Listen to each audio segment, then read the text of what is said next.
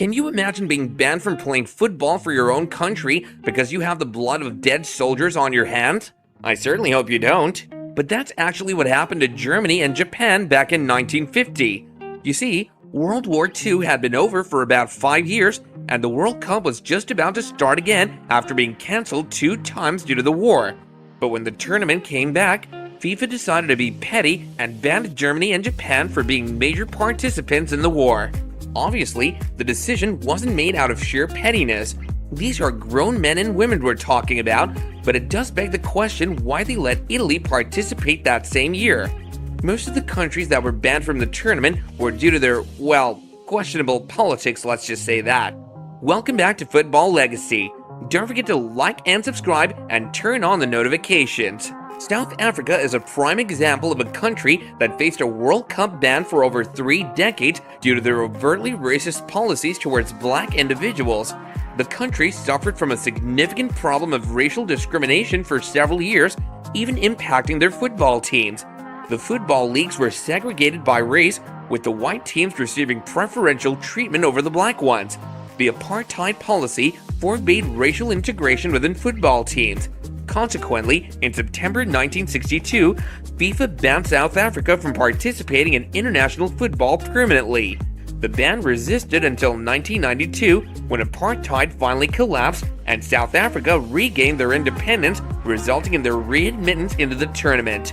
They eventually qualified for the World Cup in 1998 and even hosted the tournament in 2010, marking an incredible transformation from being banned to being a host nation. In contrast, Mexico's story is entirely different. In 1986, Mexico had successfully hosted the World Cup. However, shortly after the tournament's conclusion, they received a 2-year ban for a rather common yet surprising reason in football.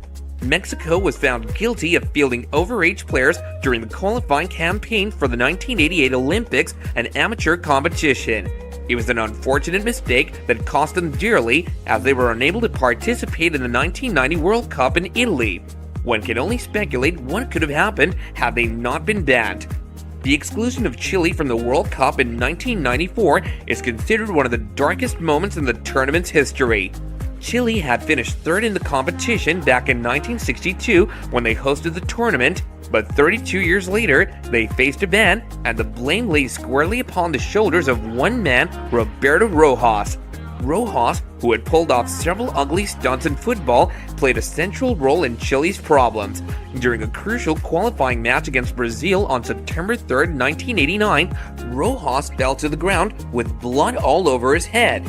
The match was abandoned as his team walked off the field with him, citing safety concerns after a Brazilian fan threw a flare onto the pitch, injuring Rojas. However, pictures of the match later revealed that the flare did not hit Rojas, and it was discovered that he inflicted the injury upon himself using a razor blade he had hidden carefully in his gloves.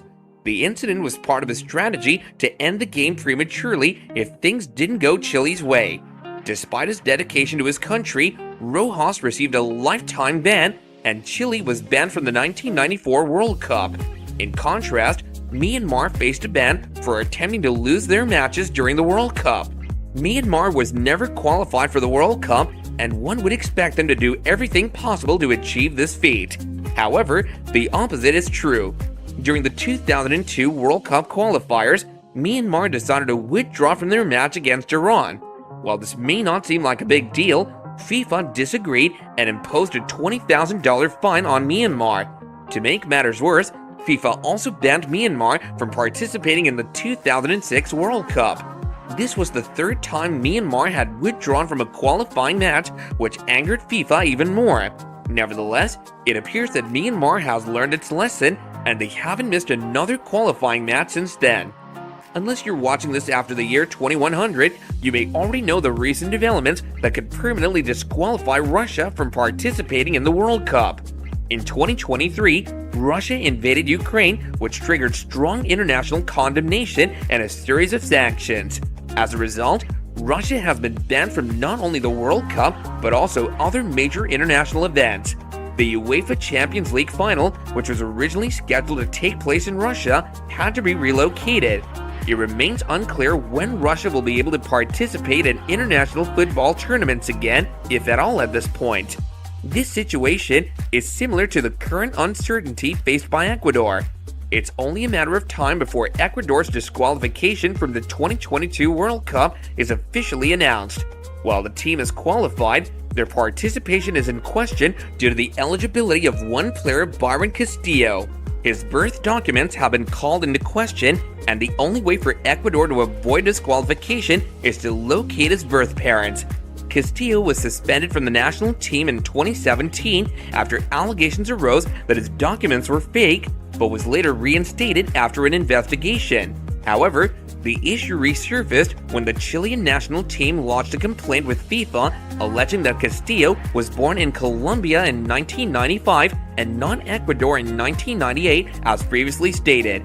FIFA dismissed the complaint and allowed Ecuador to participate in the tournament, but a recent audio recording released by the Daily Mail has confirmed that Castillo was indeed born in Colombia and entered Ecuador legally.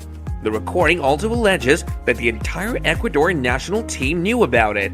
While FIFA has reopened the case, it seems likely that Ecuador will be disqualified from the upcoming World Cup. Thanks a lot for watching, you guys, and I'll see you again later.